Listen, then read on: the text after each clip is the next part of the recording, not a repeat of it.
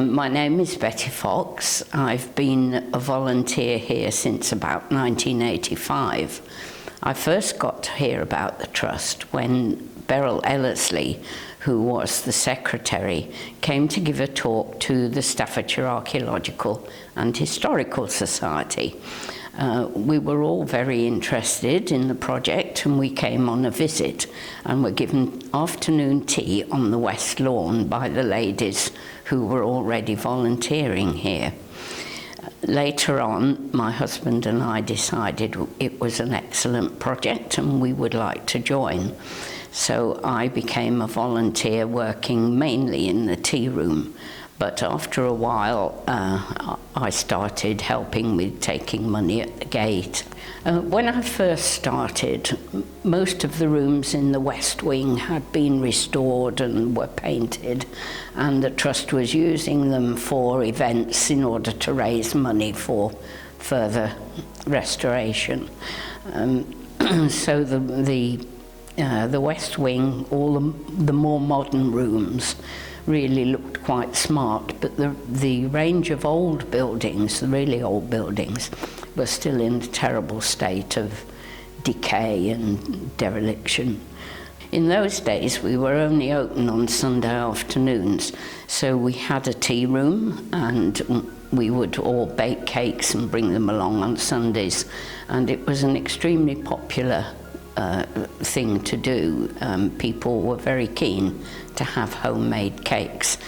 If we opened on bank holidays, we were open for the whole day, and we made sandwiches and made soup, and it was really quite a lucrative part of money raising for the hall.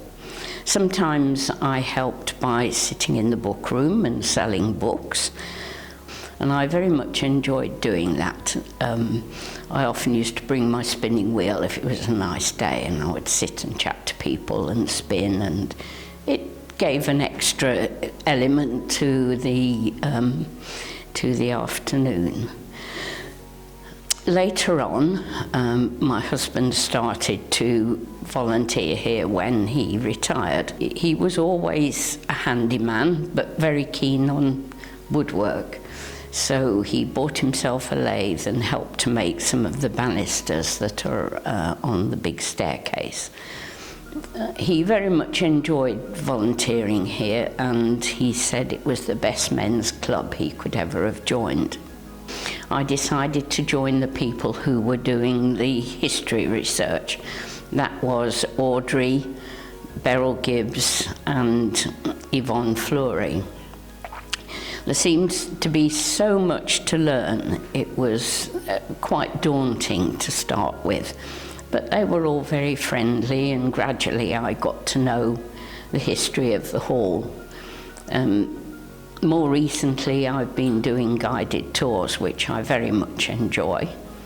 A couple of years ago, I did an exhibition about how the hall was, well, the whole estate, in 1924, when the Willoughby family had to sell it.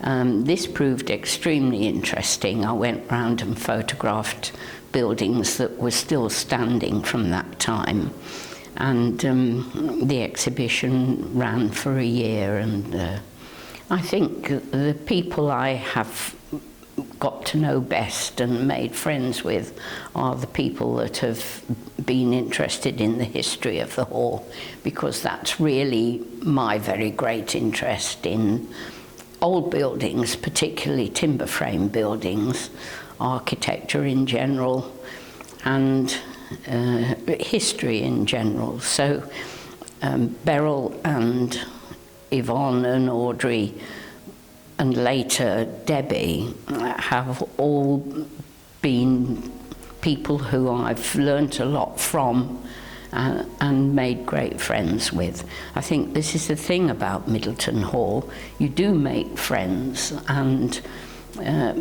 my husband Jeff made very good friends amongst the men who were restoring the hall.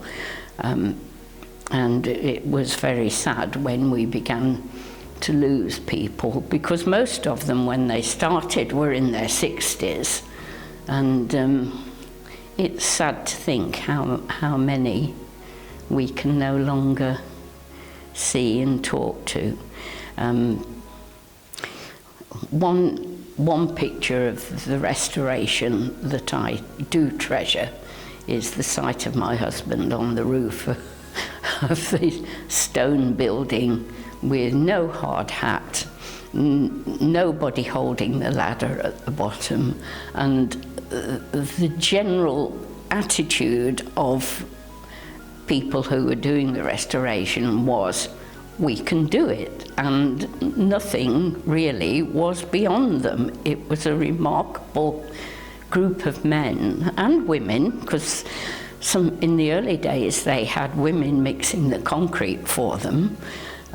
Jeff's first job was to fit out the units in the courtyard because that was going to be a method of getting income.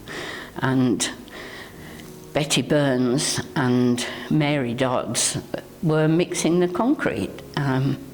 And then later on, when they went on to do something else and the men had to mix the concrete, they bought themselves a concrete mixer.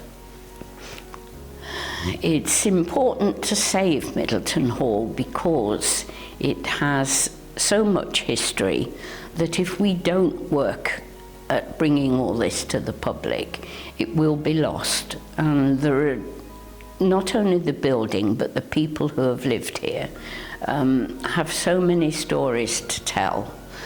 In this day and age, everything is today and tomorrow, but the past is very important and can teach us a lot. And being very interested in history as I am, I think we need to keep in people's eye what has gone on in the past.